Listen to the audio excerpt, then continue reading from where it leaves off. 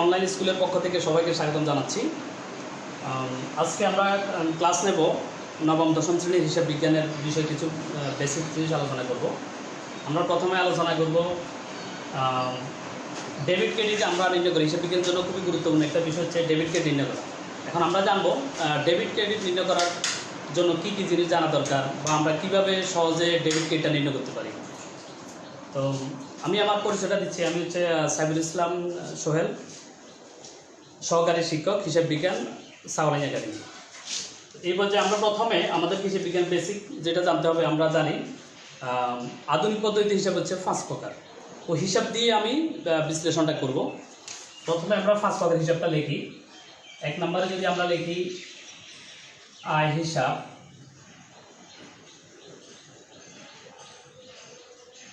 2 নম্বরে হচ্ছে ব্যয় হিসাব, 3 নম্বরে সম্পদ হিসাব, 4 হচ্ছে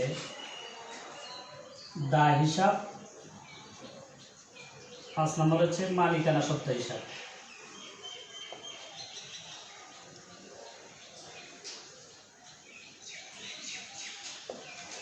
এই জিনিসগুলো আমাদেরকে জানতে হবে। আয় হিসাবটা কি, ব্যয় হিসাব কি, সম্পদ হিসাব, দায় হিসাব এবং মালিকানা সত্ত্ব হিসাব। আয় হিসাব হচ্ছে প্রতিষ্ঠানে কিছু আয় হয়। আমরা যখন প্রতিষ্ঠানে কোনো কিছু বিক্রি করি তখন কিন্তু আমাদের একটা আয় হয়। আয় আর লাভ কিন্তু তফাৎ আছে। এরপর আছে ব্যয় হিসাব। ব্যয় প্রতিষ্ঠান পরিচালনা করতে গেলে বিভিন্ন ধরনের ব্যয় হতে পারে, ভাড়া হতে পারে, মজুরি হতে পারে, যত যাবতীয় ব্যয় আছে এই ব্যয় হিসাবের মধ্যে থাকবে। সম্পদ হিসাব, প্রতিষ্ঠানে কিছু সম্পদ থাকে যেগুলো তার কাজে লাগে, যেমন চলতি সম্পদ আছে, স্থায়ী সম্পদ আছে, নগদ টাকা পয়সা হতে পারে, তারপর বাড়ি গাড়ি হতে পারে, জমি হতে পারে, এরকম। এরপর হচ্ছে দায় হিসাব। দায় হিসাব হচ্ছে একটা প্রতিষ্ঠানের মধ্যে সবসময় শুধু এই কারো কাছে পাবে এমন না, তার নিজের কাছেও অন্য কোনো তৃতীয় পক্ষ কোনো কিছু পেতে পারে, টাকা পয়সা হতে বিভিন্ন লেনদেন থাকে।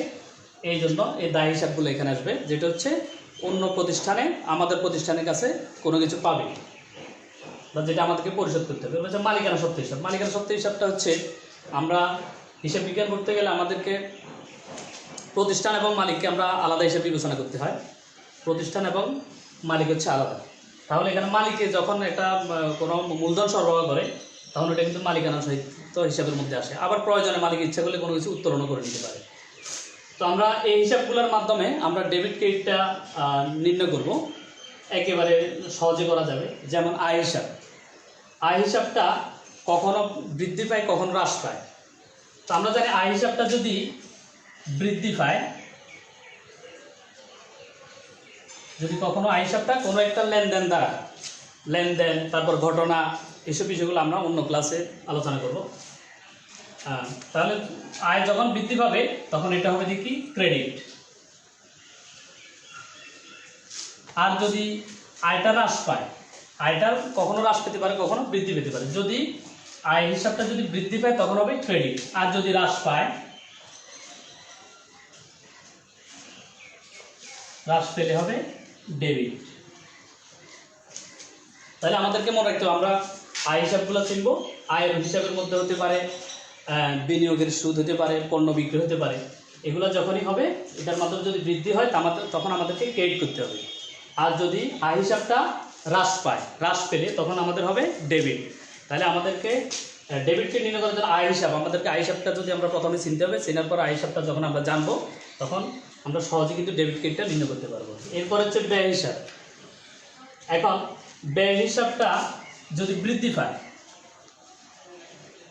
ব্যয় হিসাবটা যদি কখনো বৃদ্ধি পায় তাহলে হবে ডেবিট। ব্যয় হিসাব বৃদ্ধি পেলে ডেবিট। আবার ব্যয় হিসাবটা যদি হ্রাস পায়, যদি হ্রাস পায়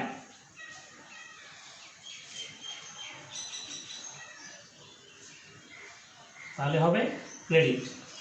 তাহলে আমরা আয় হিসাবটা জানলাম, এখন ব্যয় হিসাবটা আমরা জানার চেষ্টা করবো। ব্যয় হিসাব হচ্ছে কি, যদি বৃদ্ধি পায় তখন হবে ডেবিট, আর যদি হ্রাস পায় বা হ্রাস পেলে হবে ক্রেডিট। এরপরে আছে সম্পদ হিসাব।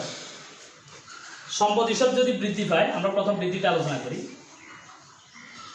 সম্পদ হিসাব যদি বৃদ্ধি পায় তাহলে হবে ডেবিট। আর যদি হ্রাস পায়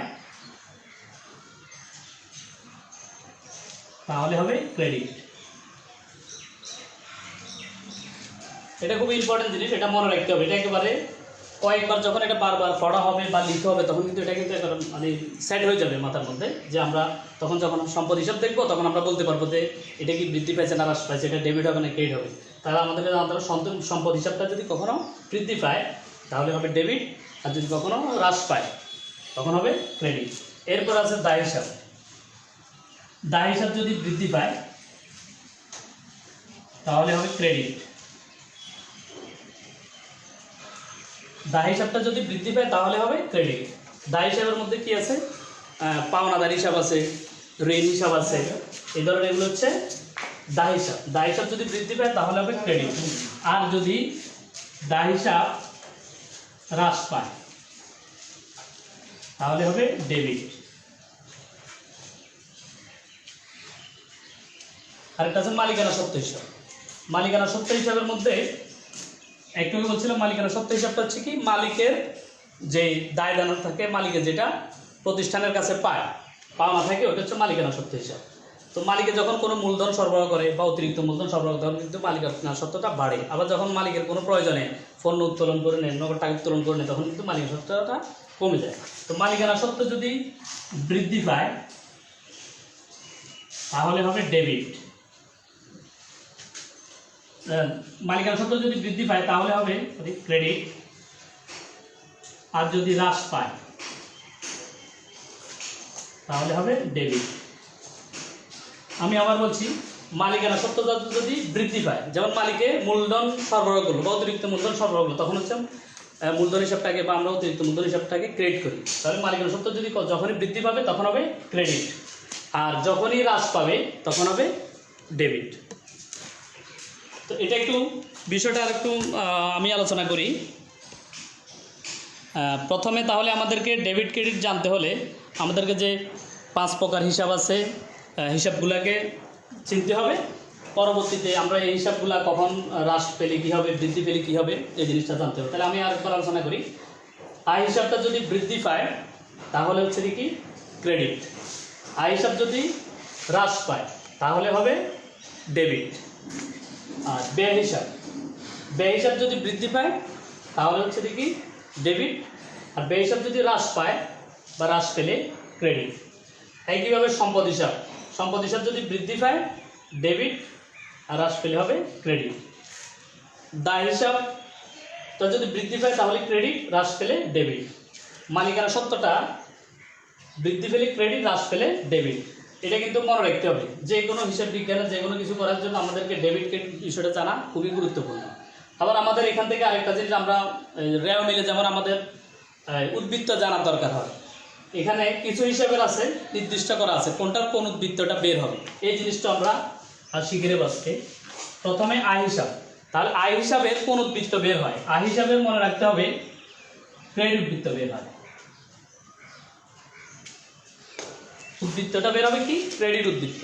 আয় হিসাবে সবসময় ক্রেডিট উদ্বৃত্ত বের হয়। ব্যয় হিসাবের উদ্বৃত্ত বের হয় ডেবিট উদ্বৃত্ত। ডেবিট উদ্বৃত্তটা বের হবে, তাহলে ব্যয় হিসাবের উদ্বৃত্ত বের হবে ডেবিট। আর সম্পদ হিসাবের উদ্বৃত্ত বের হবে ডেবিট। এরপর আছে দায় হিসাবের উদ্বৃত্ত বের হবে ক্রেডিট উদ্বৃত্ত। মালিকানা সত্ত্ব এটার ক্রেডিট উদ্বৃত্ত বের হবে। তাহলে আমরা যদি এখানে খেয়াল করি 5টা হিসাবের মধ্যে কয়টার ডেবিট উদ্বৃত্ত বেরোচ্ছে আর কয়টার ক্রেডিট উদ্বৃত্ত বেরোচ্ছে। আমরা ডেবিটের মধ্যে পাইলাম ব্যয় হিসাবে ডেবিট উদ্বৃত্ত পেলাম, তারপর হচ্ছে সম্পদ হিসাবে ডেবিট উদ্বৃত্ত পেলাম। ঠিক আছে, তাহলে দুইটা জিনিস আমরা পেলাম, ব্যয় হিসাব আর সম্পদ হিসাব। এই দুইটার মধ্যে কি উদ্বৃত্ত পেলাম? ডেবিট উদ্বৃত্ত। আর ক্রেডিট উদ্বৃত্ত কি কি পেলাম? আয় হিসাব, একটা আয়, একটা হচ্ছে দায়, আর একটা হচ্ছে মালিকানা সত্ত্ব। এগুলো হচ্ছে ক্রেডিট উদ্বৃত্ত। আমাদেরকে ডেবিট ক্রেডিট জানার পাশাপাশি আমাদেরকে উদ্বৃত্তটা মনে রাখতে হবে যে কোন হিসাবের মধ্যে কোন উদ্বৃত্তটা বের হয়।